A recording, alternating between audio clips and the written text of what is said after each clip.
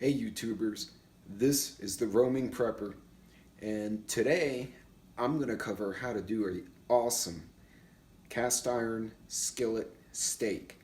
And I got some custom cuts from a local butcher shop, so we're going to do the 101 on how to season and how to cook, and hopefully um, it'll be enlightening and something useful for you.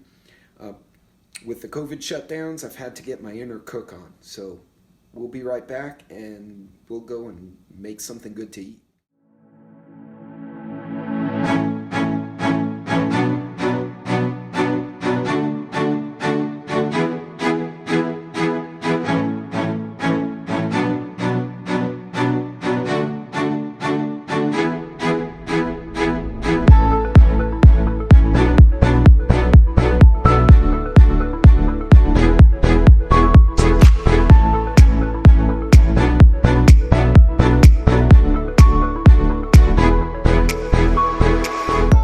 So for today, we're going to be using a center cut filet, or fillet, depending on whether you spent time in Louisiana or not. And I like to keep the seasoning simple. So we will open this bad boy up. And look, those are really nice cuts of meat. By the way, if you're going to buy meat to freeze, especially if you have a food saver, you can put them in the food saver bags after you season them and then freeze them. And it'll give you a really nice flavor. But in any case, I try to keep it really simple, right? So I like to use ground kosher salt or sea salt, both are good, and ground peppercorns. And I just like to do a little bit of that on both sides. I'm also a fan of Mrs. Dash, so we'll throw a little bit of that on there. And you can use whatever seasoning you want, but since I'm already putting salt, it didn't make sense to put something like Tony Chachere's or some other salt-containing seasoning on there when I've already got salt in it from the kosher salt. I don't know why, but the kosher and sea salt give everything a really nice seasoning. It creates a tenderness in the meat that I really like. And I like to season the edges too. I know that's kind of silly. Some people are like, why would you do that? This actually represents right at about a pound of meat total, give or take. But I like to season them evenly. And what I'm going to do is actually I'm going to wrap them up again.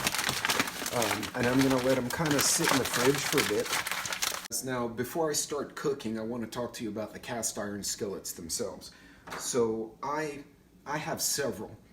A couple of types you can use for a steak. One is the Lodge or any other brand ridged type of skillet. The other one's a flat bottom, like this one. Now, I seasoned them originally with canola oil, and then I baked them and let them season that way.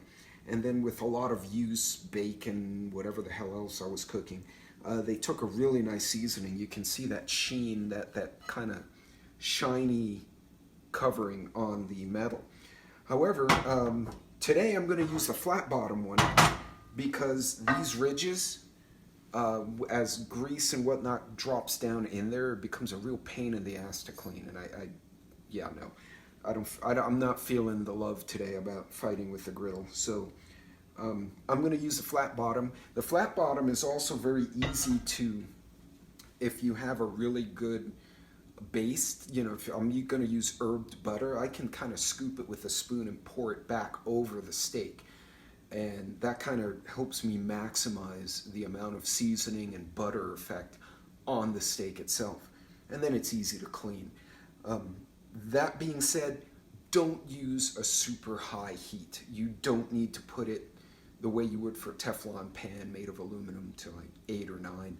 I'm using I'm using a gas stovetop, and I rarely go over 3 out of 10. I just leave it medium low, and I start heating it up before I put the steak in, and I just go and do something else, and I just let it get a nice heat to it. And then what I'll do, I'll either put a little bit of butter, or sometimes I'll use high heat grilling spray like Pam. You can also use Crisco. Everyone has their own little thing, and as you cook more, you'll kind of get used to it, and you'll kind of see what works with what meat and what pan. This is a good place to start. It's kind of a cheat, but if you don't want to smoke up your house, I'd be careful with olive oil. It gives a great taste, but it's a very low smoke point, and if you do something wrong, next thing you know, you got a house that smells like burnt pasta, and that's just not cool. So in any case, I got the steak seasoning. I'm going to start warming this guy up, and then we'll come right back and we'll start cooking. All right, guys, so what we're going to do now, I'm going to season the steaks and start cooking them with this Tuscan herb butter. This I got from H-E-B. You can make your own. I don't feel like making my own, so I buy this. Now, for those of you who want to do a long-term storage, you could season some ghee. Ghee is clarified butter. It's very shelf-stable. I think this one will expire in March of 2022, and I bought it in November of 2020. So you could use that as well, and that's a shelf-stable option. Keep in mind, anything I do here on a cast iron, you can do on an open fire. And that's one of the things I love playing with the cast irons, is it teaches me not only how to cook and enjoy my food, but it gives me a little skill set training for if I'm out in the woods. Obviously, I'd be hiking with a smaller skillet, and I do have little ones. So what I like to do, I can put some, I'm going to use some of the cooking oil, but you can also use the ghee. You see, even the high temp cooking oil is smoking a bit, and I have this on really low heat. So the steaks, and we're going to put them on the skillet. Now normally, it's going to get a little bit loud here. I like to do 3 minutes each side and then flip it. I'm also going to set that oven to make 350. So I'm going to move the paper over. And what I'm going to do, I'm going to take a little bit of the herb butter. See, it looks kind of funky, but it tastes real good. I'm going to throw a little bit down here. Let that be at the bottom. I'm going to put I was going to put a little bit on the meat, but that didn't work out quite well. Now, another important note is make sure you move, make sure you move your steak around. So it doesn't, let me see if I can pinch that butter on there. There we go. Move the steaks around, make sure they don't get too, sorry, I'm a lefty, guys. Make sure they don't get stuck in one spot, because then they'll burn. The steaks are not as bad, but I've done scallops in a cast iron, and if you don't move them constantly, you'll singe them really quick. Scallops are very delicate. Because this is kind of thick meat, I'm going to move my heat up to about 4. Actually, I'm going to do about a 3. Need to do that. And you can see on the side, see it's already starting to singe a little bit on the side, so these are thick cuts of meat, so this is going to take a little while. Once I've cooked them, and normally it's 2 minutes, and I flip them 2 or 3 times, 2 minutes, 2 minutes. This one may take a little longer, so what I may do is give them a few extra 2-minute rotations and then stick them in the oven. I'll put them in there for about 8 minutes, and it comes out really tasty. If you heat it up a little more, you get that little sear. I didn't go too hot because I didn't know when everyone would be home, so I didn't want to go crazy. But then, look at that.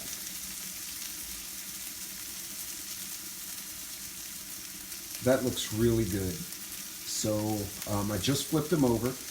We're going to give it a few minutes on the other side. And now right now, if I do this on both sides, put it in the oven for a few minutes, I'll probably have a rare steak. I'm going to try and go for a medium rare. This is a very nice cut of filet, so I spent a little extra, but you could do this on with pretty much any steak. What I like to do is go to Sam's, break them apart, season them, vacuum seal them in 2s and 4s, depending on who I think is going to be home. And then, you know, you could have steak in the freezer, vacuum sealed, seasoned. It'll last you for months. My cast iron off, put it over there to kind of cool off because I can't handle it right now. As you can see, I kind of got a medium actually. I kind of left it in the oven a little too long. I suspect I may have a slight pink in the middle, so it's between a medium rare and a medium. In any case, remember to let the meat rest. I got some green beans, which were also in long-term storage, frozen, and some rice that was in my dry goods storage, and pretty much we've got dinner. Thanks for checking out my YouTube channel. You could like and subscribe, help me out. That would be great. My videos, my hope is to add value, teach you things that you can actually use with your family, and if nothing else, just to enjoy. I do believe not just being prepared and surviving and getting through situations, but if you can thrive, that's even better. So I'm going to let the steak rest, and then I'll start cutting it up for serving. Thanks very much. For those of you who are traveling, Godspeed. And to everyone else, be safe, pay attention, and be ready. Take care.